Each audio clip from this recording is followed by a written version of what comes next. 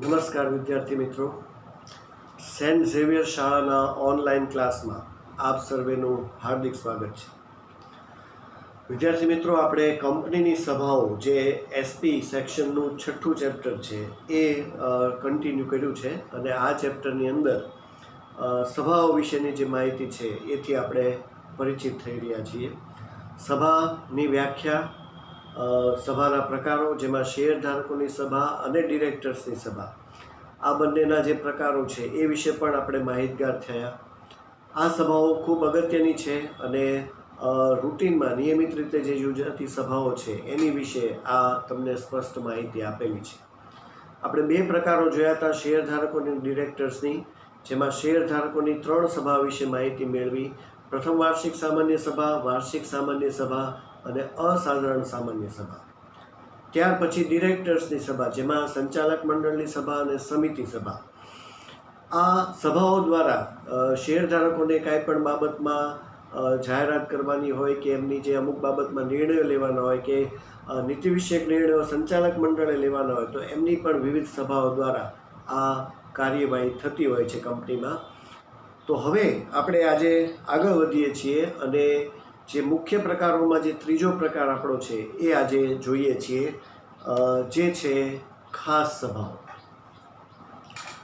ખાસ સભાઓ જે સ્વરૂપે તમને એના પણ 3 જે છે એ પ્રકારો આપ્યા છે. ખાસ સભામાં વર્ગ સભા, લેણદારોની અને કંપની વિસર્જન સમયની સભા. આ 3 સભા શું છે અને એની વિશે આગળ આપણે માહિતી મેળવીએ છીએ. તો આ ખાસ સભાઓમાં પહેલી સભા જે છે એ છે વર્ગ સભા. વર્ગ સભા એટલે આમ તો ક્લાસ મીટિંગ કહેવાય. જે સ્વરૂપે આ સભામાં શું વિશેષતા છે એ વિશે આપણે આ વાત કરીએ અને શું કામ આ ખાસ સભાઓ તરીકે યોજાય છે.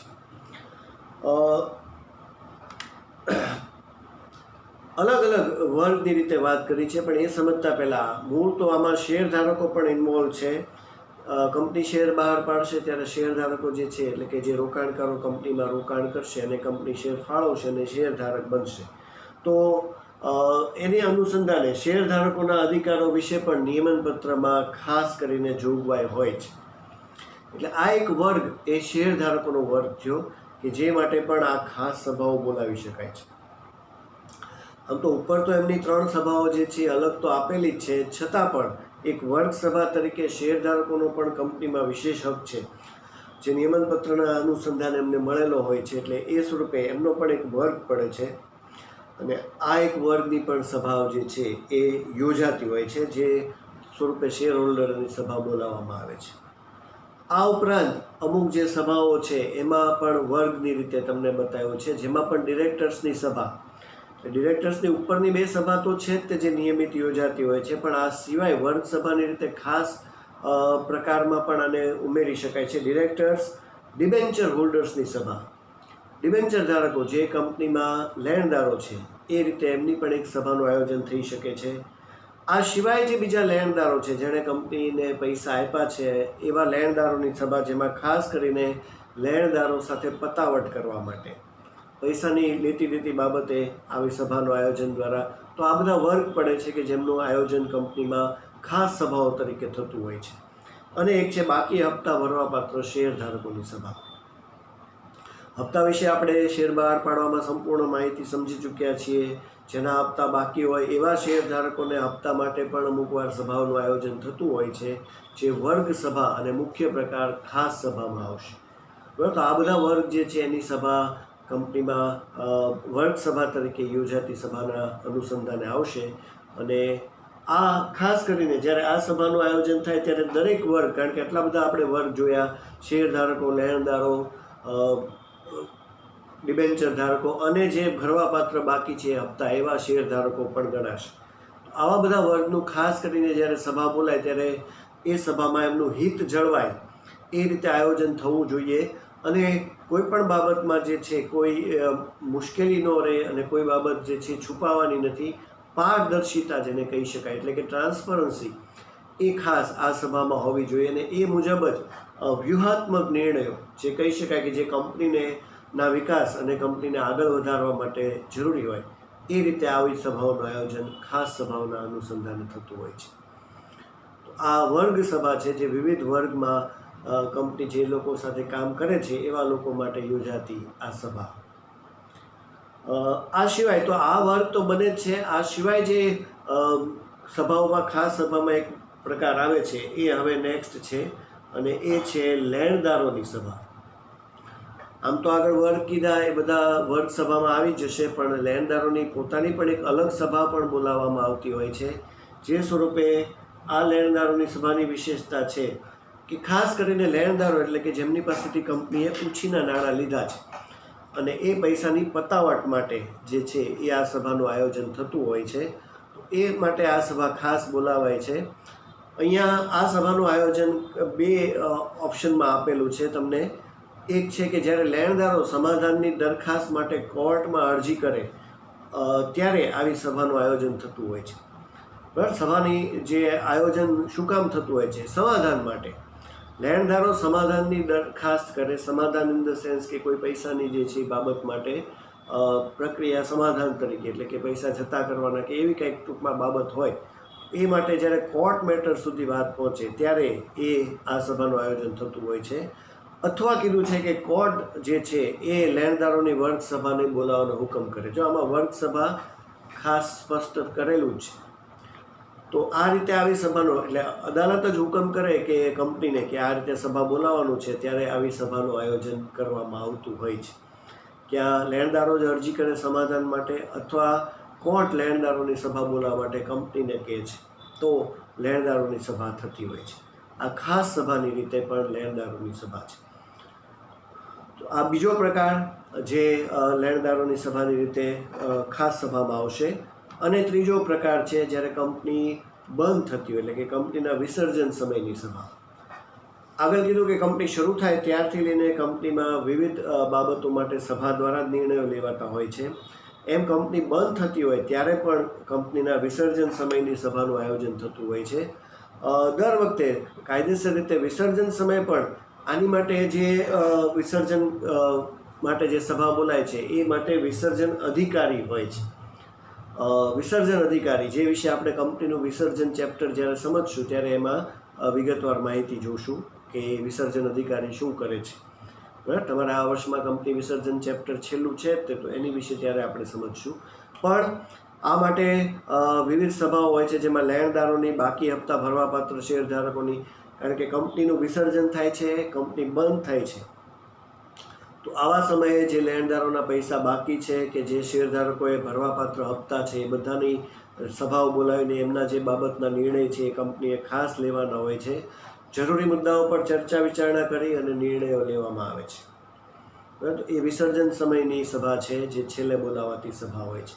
એટલે કહેવાનો અર્થ એ છે કે કંપનીની સ્થાપનાથી લઈ અને કંપની વિસર્જન સમયે દર વખતે એ કંપનીની સભાઓનું ખૂબ જ મહત્ત્વ કંપનીમાં રહેલું છે. અને કંપની જે કાંઈ નિર્ણયો લે છે એ સભાના અનુસંધાને જ લે છે. આવી વાત સાથે આ બધા પ્રકારો જે સભાના ચેપ્ટરનું નામ કંપનીની સભાઓ છે, એટલે આ સભાના પ્રકારો તમને જે આપ્યા છે એ 3 પ્રકાર અને એના જે વિવિધ જે પ્રકારો છે એટલે એના સબ પોઈન્ટ કે સબ ટાઈપ એ આપણે અહીંયા જોયા 3 પ્રકારો સાથે. પણ આ ચેપ્ટર અહીંયા પૂર્ણ નથી થતું. આની હજી પણ ઘણી બધી મહત્ત્વની બાબતો બાકી છે અને એ તરફ આપણે આગળ વધીએ છીએ. મૂળ સભાઓ જે છે એ આપણે મિટિંગ તરીકે બોલીએ છીએ, પણ મિટિંગ જ્યારે યોજાતી હોય છે ત્યારે એનું આયોજન સાથે એની એક આખી જે છે એક પદ્ધતિનો ઉપયોગ કરવામાં આવે છે, જેમાં જાણ કરવાથી લઈને બધી બાબતો આવી જશે. આ માટે જ્યારે મિટિંગનું આયોજન થાય ત્યારે આ મિટિંગની અંદર અમુક પ્રકારના જે છે એ શબ્દોનો ઉપયોગ થતો હોય છે કે જે પ્રયોજાતા શબ્દો છે એવું કહી શકાય, જે વિશેષ શબ્દો કે વિશિષ્ટ શબ્દ પ્રયોગ છે, જે કંપનીની મિટિંગ માટે ખાસ બોલાતા શબ્દો છે. હવે તો ઘણી બધી જગ્યાએ બેંક કે એવી બધી જે મંડળીઓ છે એમાં પણ આમાંથી આવતા ઘણા બધા શબ્દોનો ઉપયોગ થતો હોય છે. પણ કંપનીમાં આ બધા શબ્દોનું ખૂબ મહત્ત્વ છે, ખાસ કરીને મિટિંગ માટે. અને તમારે અગાઉ 11માં પણ આ જે શબ્દો છે એ 1-2 વાર આવી ગયા છે સેક્રેટરીના એના ચેપ્ટરમાં પણ, અને આ સિવાય પણ આ વર્ષમાં પણ 1-2 વાર જે છે અમુક શબ્દો તો ઘણી બધી વાર આવી ગયા છે. તો એ બધા શબ્દોની અહીંયા વિશેષ જે સમજ છે એ તમને હવે આગળ ચેપ્ટરમાં આપેલી છે. જે વિશેષ શબ્દ પ્રયોગ કે વિશિષ્ટ શબ્દ પ્રયોગ જે સભામાં કે સભા પહેલાં કે સભા દરમિયાન યોજાતા વિશેષ શબ્દો છે, એવા તમને શબ્દો અહીંયા આપ્યા છે. વિદ્યાર્થી મિત્રો, આપણે જોઈએ છીએ ટેક્સ્ટબુકમાં ખાસ જોજો, આ જે વિશેષ શબ્દો છે જે જુદા જુદા કાર્યો માટે ખાસ શબ્દોનો પ્રયોગ કંપનીની સભામાં થતો હોય છે, એવા તમને કુલ 8 શબ્દો આપેલા છે. બરાબર, આમ 9 છે પણ એક સાથે એક શબ્દ બે ભેગા છે એટલે આમ 8 બતાવ્યા છે પણ 9 થશે. કઈ રીતે તમને સમજાવું છું. તો આ જે બધા શબ્દો છે એમાં પહેલો છે સભાની નોટિસ. શબ્દ જાણીતો છે નોટિસ. નોટિસ વિશે હમણાં આપણે માહિતી મેળવીએ છીએ. ત્યાર પછી આવે છે સભાની કાર્યસૂચિ, જેને એજન્ડા કહેવાય છે. બરાબર, ત્યાર પછી આવે છે ગણ સંખ્યા, જે લઘુત્તમ સંખ્યા છે, કોરમ તરીકે બોલાશે. બરાબર, આ બધા શબ્દો તમારે અગાઉ થોડા આવી ગયા છે. સભાપતિ, જેને ચેરમેન કહેવાય છે, એની પણ વિશેષ સમજ. તો આ બધા મિટિંગના શબ્દો છે, મિટિંગ માટે યોજાતા શબ્દો તરીકે. સભાનોંધ, જેને મિનિટ્સ કહેવાય છે, એ પણ. અને મતદાન એટલે વોટિંગ. બરાબર, સભામાં મતદાનની પ્રક્રિયા છે એ વિશે આમાં સમજમાં આપણને ધીમે ધીમે સમજ મળશે. પ્રતિતાધિકારી, જેને પ્રોક્સી કહેવાય છે, જે પણ ખૂબ જાણીતો શબ્દ છે. અને પ્રસ્તાવ અને ઠરાવ, જે બે શબ્દો આમ ભેગા લખાયા છે. પ્રસ્તાવ અને ઠરાવ, આમ એની સમજ તમને બે અલગ જ આપવામાં આવશે, પણ આ શબ્દો હંમેશા ભેગા જ બોલાતા શબ્દો છે. એટલે આમ ગણીએ તો 8 થાય, પણ પ્રસ્તાવ અને ઠરાવની સમજ મુજબ એ 9 થશે.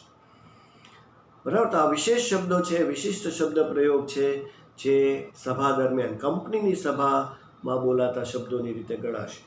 તો હવે જે બાકીનું ચેપ્ટર છે, ટૂંકમાં રિમેનિંગ જ્યાં પૂરું થશે ચેપ્ટર, ત્યાં સુધી આ બધા જે શબ્દો છે એની જ સમજ હવે આ ચેપ્ટરમાં બાકી છે. સભાઓની સંપૂર્ણ માહિતી એ આગળ આપણે પૂરી કરી. પણ આ સભા સાથે જ રિલેટેડ શબ્દો છે અને ખૂબ અગત્યના છે, એટલે આપણે આને સમજીએ છીએ એક પછી એક. અને આજે આપણે એનો પહેલો શબ્દ જે આપેલો છે સભાની નોટિસ, બરાબર, એ શબ્દ ઉપરથી વાત આગળ વધારીએ છીએ અને પહેલાં એનો જે મુખ્ય અર્થ છે એ સમજીએ છીએ. તો તમને ખાસ એ બાબતમાં જાણકારી આપી દઉં કે તમારે જે કોમર્શિયલ કોરસ્પોન્ડન્સનું 3જું ચેપ્ટર છે, બરાબર, એ પૂર્ણ થઈ ગયું છે. અને એની અંદર તમારે નોટિસ, નોટિસ, પરિપત્ર અને મેમો, એવા 3 શબ્દો. તો એમાં પણ નોટિસ હતી. ત્યારે મેં કીધું હતું કે એક નોટિસ જે છે તમારે ફરીવાર આવશે એવો શબ્દ, જેમાં ત્યાં જે નોટિસનો શબ્દ જે અર્થ હતો એ થોડો અઘરો હતો, કારણ કે એની જે વ્યાખ્યા છે એ ઘણી બધી જે છે ટફ પણ છે થોડી યાદ રાખવા માટે. જ્યારે એની બદલે આ જે નોટિસ છે એને સભાની નોટિસ તરીકે ઓળખાય છે. તમને કદાચ બોર્ડમાં પૂછાય નોટિસ, તો એ નોટિસ જે કોમર્શિયલ આંતરવિભાગીયના ચેપ્ટરમાં હતી એ લખવાની છે, પણ સભાની નોટિસ પૂછાય તો આ લખવાની છે. બરાબર, કારણ કે બંનેમાં આમ નોટિસ એટલે જાણ કરવાની રીતે જ હોય છે. તેમાં એ જે પોઈન્ટ હતો એ કાર્યાલયને બંધારણ બાબતમાં હતો, જે માળખાગત બાબતોથી કર્મચારીઓને અવગત કરાવવા માટે. જ્યારે અહીંયા જે સભાની નોટિસ છે એ સભા દરમિયાન જે કાંઈ કામગીરી કરવાની છે અને એની હાજર રહેવા માટે જે જાણ કરવાની છે એ બાબતથી આ આખો શબ્દ છે. તો પહેલાં આપણે એનો અર્થ જોઈએ છીએ કે સભાની નોટિસ એટલે શું. તો સભાની નોટિસનો તમને અર્થ આપ્યો છે કે કંપનીની સભામાં હાજર રહેવા હકદાર સભ્યો માટે, જે કંપનીની સભામાં હાજર રહેવા માટે હકદાર છે એવા સભ્યો માટે ડિરેક્ટર્સ કે અન્ય કોઈ વ્યક્તિને સભા અંગેની જાણકારી આપવા માટે કરવામાં આવતો લેખિત પરિપત્ર. બરાબર, અહીંયા જો સાથે શબ્દ પરિપત્ર, નોટિસ છે પણ નોટિસની સાથે પરિપત્ર એ પણ ભેગો લીધી. જે સ્વરૂપે આ નોટિસ ટૂંકમાં તમને મિટિંગમાં હાજર તમારે રહેવાનું છે એની જાણકારી આપે છે કે આ સમયે આ તારીખે મિટિંગ યોજાવાની છે, પણ એ મિટિંગમાં જે હાજર રહેવા માટે હકદાર છે એવા સભ્યોને. જેમ કે આપણે આગળ હમણાં જે સભાઓની માહિતી પૂરી કરી, તો આપણને ખ્યાલ છે કે શેરધારકોની સભા છે, ડિરેક્ટર્સની સભા છે, કે વર્ગ સભાઓમાં ઘણી બધી છે, ખાસ સભાઓમાં વર્ગ સભા છે આ તે. તો માની લો કે લેણદારોની સભા બોલાવવાની છે, તો લેણદારોની સભામાં પછી શેરધારકોને બોલાવવાની જરૂર નથી. બરાબર, તો એ માટે એટલે કે અહીંયા મતલબ એવો થાય છે કે જે ખરેખર જે મિટિંગમાં હાજર રહેવા માટે હકદાર છે એને જ જાણ કરવી કે તમને એક આમંત્રણ છે, તમારે મિટિંગમાં આવવાનું છે. એ અંગેની જાણકારી આપવા માટે આ લેખિત છે, હંમેશા નોટિસ લખીને, લખાણમાં જ હોય છે, જાણકારી આપે છે. તો આવો આનો જે છે એ અર્થ બને છે, જે તમને 1 માર્કમાં અહીંયા આપેલો છે, અને એ આપણી મુખ્ય 1 માર્કનો પ્રશ્ન છે.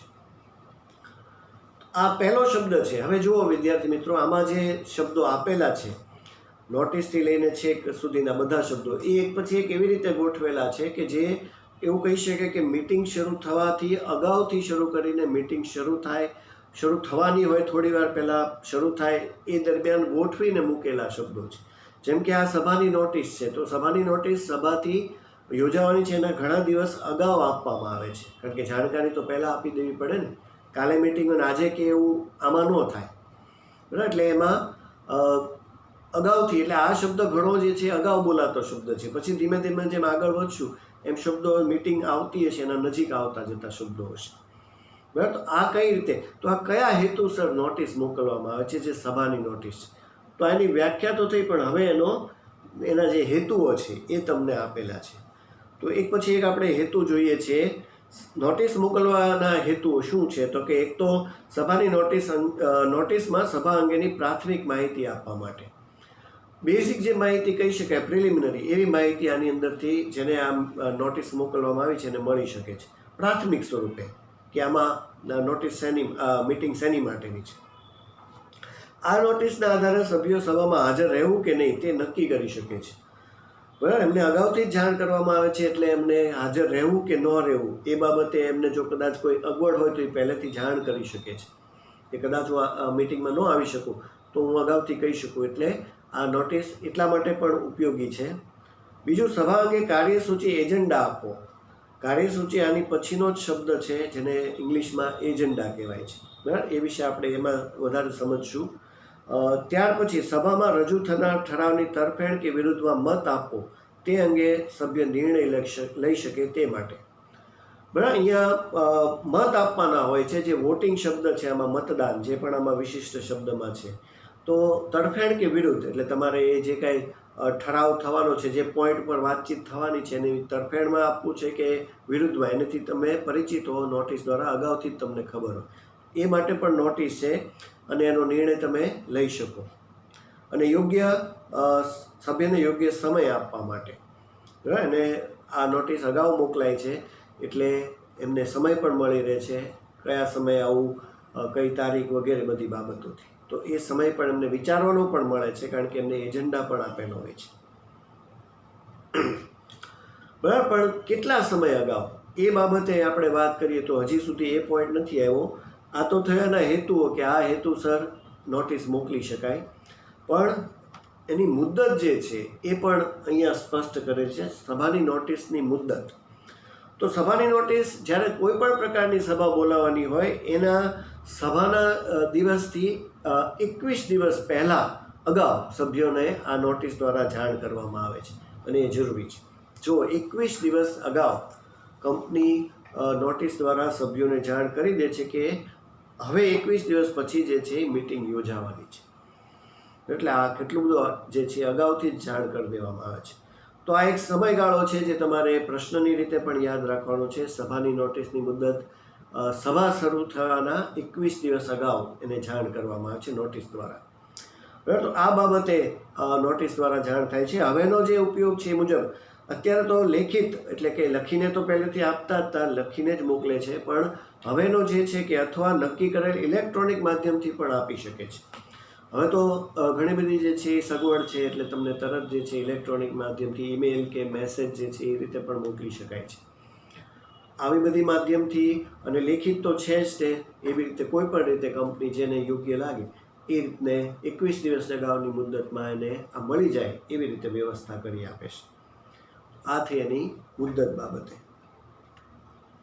ત્યાર પછી આ નોટિસ જે છે એની વિગતો. નોટિસમાં શું વિગત હોય છે, બરાબર. આમ તો આગળ કીધું કે એનો હેતુ છે કે પ્રાથમિક માહિતી ખાસ કરીને એમાં આપવામાં આવે છે, પણ એ શું છે, એમાં વિગતો શું હોય છે એ તમને અહીંયા સ્પષ્ટ કરેલું છે. તો નોટિસમાં કઈ વિગતો અપાય છે, સભાની તારીખ અને દિવસ, કઈ તારીખે અને કયા દિવસે યોજાવાની છે એની વિગત સભ્યોને મળે છે જે હાજર રહેવા હકદાર છે.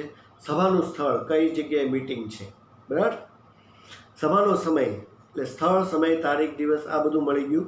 અને કરવાના કામકાજ અંગેની કાર્યસૂચિ, જે સભામાં કામકાજ કરવાનું છે એની કાર્યસૂચિ, જેને મેં કીધું કે એજન્ડા કહેવાય છે, બરાબર, એક યાદી કહેવાય છે, જે આપણે આની પછીના શબ્દમાં સમજશું.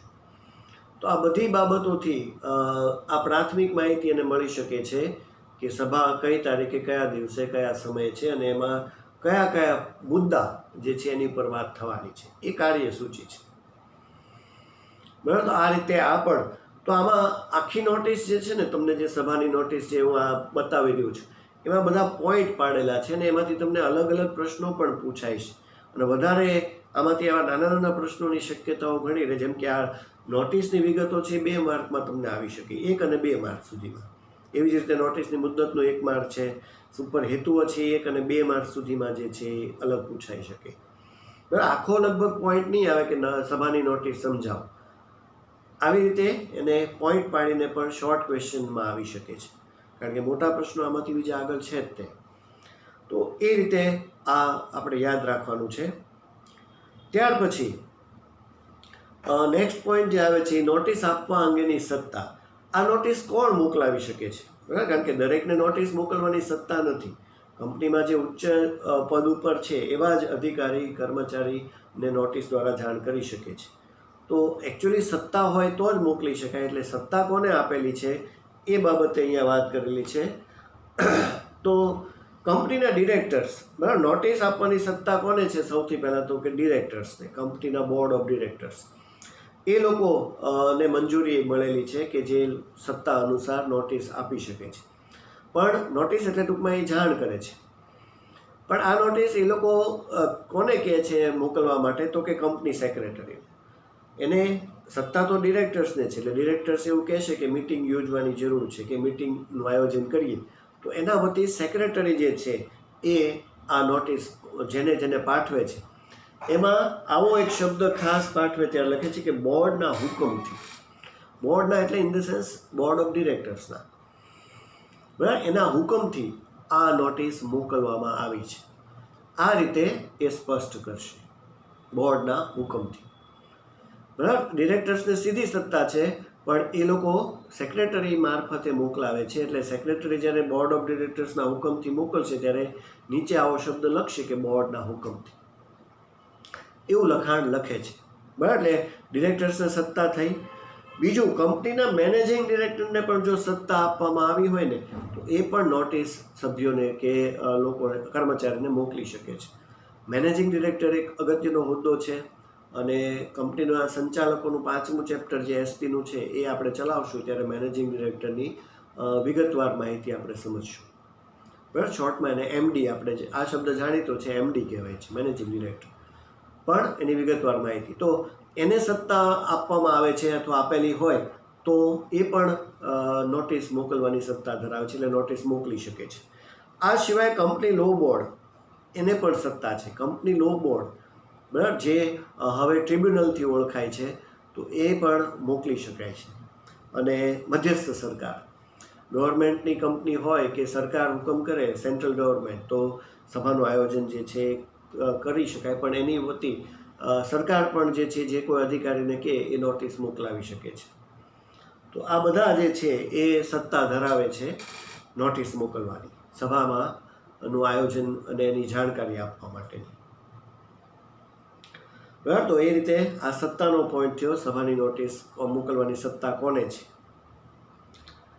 ત્યાર પછી જે પોઈન્ટ આવે છે એમાં 3 પોઈન્ટ એક સાથે છે, પણ પછી એને અલગ અલગ પાડેલા છે. એક છે એ 3 પોઈન્ટ છે, સભાની નોટિસ કોને, ક્યાં અને કેવી રીતે આપવી, બસ. નોટિસ કોને આપવી, ક્યાં આપવી અને કેવી રીતે આપવી, આ 3 જે પ્રશ્નો છે, એટલે કે એમાં ક્વેશ્ચન માર્ક છે, એને પછી અલગ અલગ તમને ડિટેલ્સમાં સમજાવ્યા છે. તો એમાં પહેલું આવે છે કે સભાની નોટિસ કોને આપવી, બરાબર. એમાં આપણે જોઈએ છીએ તો સભાની નોટિસ આમ તો કીધું કે સભ્યોને અપાય, પણ એ જે અલગ પાડેલું છે એમાં આપણે વધારે વિગતવાર સમજીએ. સભાના દરેક સભ્યને તેમજ મૃત્યુ અને નાદાર પામેલ સભ્યના કાનૂની પ્રતિનિધિને. જો આગળ તો ખાલી એવું વ્યાખ્યામાં હતું કે સભ્ય હાજર રહેવા માટે હકદાર, પણ હવે એને બાયફર્કેટ કરે છે કે અલગ મૂળ એ કોને, કયા સભ્યને મોકલી શકાય. તો જે હાજર રહેવા જે હકદાર છે એ તો સભ્યને છે. આ સિવાય જો મૃત્યુ કે નાદારીના સંજોગો હોય તો એમાં જે કાનૂની પ્રતિનિધિ, હવે તમે ફેરબદલીનું ચેપ્ટર સંપૂર્ણ સમજી ચૂક્યા છો, એટલે આ પોઈન્ટ તમને ઇઝીલી સમજાઈ જશે કે એમાં જે પ્રતિનિધિ હોય, વારસદાર હોય, એ હાજર રહેવા માટે હકદાર છે. ત્યાર પછી કંપનીના ઓડિટર્સ, ગૌણ કંપનીના દરેક ડિરેક્ટર્સ અને એના પણ ઓડિટર્સને બરાબર એને પણ નોટિસ દ્વારા જાણ કરી શકાય છે. ઓડિટર્સ જે ઓડિટ કરે છે હિસાબોને, ડિરેક્ટર્સ અને ઓડિટર્સ બરાબર. ગૌણ કંપની વિશે પણ આપણે કંપનીના જે સભ્યપદના ચેપ્ટરમાં માહિતી સમજી ચૂક્યા છીએ કે જે મુખ્ય કંપનીની પેટા કંપની તરીકે કહેવાશે, એટલે કે શાસક કંપનીની અંડરમાં જે હોય એના પણ ડિરેક્ટર, ઓડિટર્સને પણ હાજર રહેવા માટે નોટિસ દ્વારા જાણ કરી શકાય છે. ત્યાર પછી આવી નોટિસ મેળવવા હકદાર કોઈ પણ વ્યક્તિને બરાબર, બીજા પણ જે કોઈ હકદાર વ્યક્તિ છે એવા કોઈ પણને નોટિસ દ્વારા કંપની હાજર રહેવા માટે આમંત્રણ આપી શકે છે. અને સંયુક્ત નામથી શેર ધરાવતા એવા કિસ્સામાં જેનું નામ પ્રથમ છે સભ્યપત્રકમાં એવા વ્યક્તિને બરાબર. આમાં પણ આગળ આપણે સંયુક્ત શેર ધારકમાં સભ્યપદમાં સમજી ચૂક્યા કે બધા ડોક્યુમેન્ટ, બધા જે પત્રવ્યવહાર છે એના નામે કરવામાં આવે છે જેનું નામ પ્રથમ છે. તો જો અહીંયા સ્પષ્ટ છે કે નોટિસ પહેલો જે વ્યક્તિ છે જેનું નામ પ્રથમ છે, પ્રથમ શેરધારક, એના નામે મોકલાય છે અને એ મિટિંગમાં આવી શકે છે. એ રીતે આ પણ 2 માર્ચ સુધીમાં જે છે પ્રશ્ન બને છે, 1 અને 2 માર્ચ સુધીમાં કે નોટિસ, સભાની નોટિસ, એકચ્યુઅલી તો આમાં દર વખતે સભાની નોટિસ ખાસ છે કારણ કે એક નોટિસ અગાઉ તો અલગ જ છે બરાબર. તો સભાની નોટિસ કોને મોકલી શકાય છે. ત્યાર પછી જે આ 3 પોઈન્ટ હતા એમાં સભાની નોટિસ ક્યાં મોકલવામાં આવે છે બરાબર. તો એ તમને 2 પોઈન્ટમાં આપેલું છે. કંપનીની રજિસ્ટર્ડ ઓફિસે શેર હોલ્ડર્સના નોંધાયેલા સરનામે નોટિસ મોકલવામાં આવે છે બરાબર. રજિસ્ટર્ડ ઓફિસે જે શેરધારકના સરનામા નોંધાયેલા છે,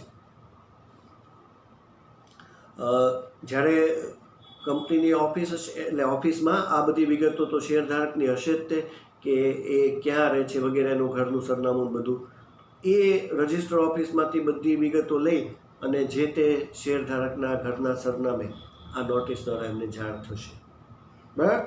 અને બીજું, સભાની નોટિસ હાથોહાથ પણ આપી શકાય. એટલે પહેલો પોઈન્ટ એવું કહે છે કે એને કુરિયર કેવી રીતે મોકલી દેવામાં આવશે કે તમારે હાજર રહેવાનું છે, અથવા કોઈ શેરધારક કે કોઈ સભ્ય નજીકમાં હોય કે નિયમિત કંપનીમાં આવતો હોય તો એને બીજા પોઈન્ટ મુજબ હાથોહાથ પણ આપી શકાશે બરાબર. આ ક્યાં આપી શકાય તો એ રીતે અહીંયા વાત કરી છે કે એના સરનામે પણ ઘરે આપી શકાય, જે ઓફિસમાં નોંધાયેલું સરનામું છે એ, અથવા તો હાથોહાથ.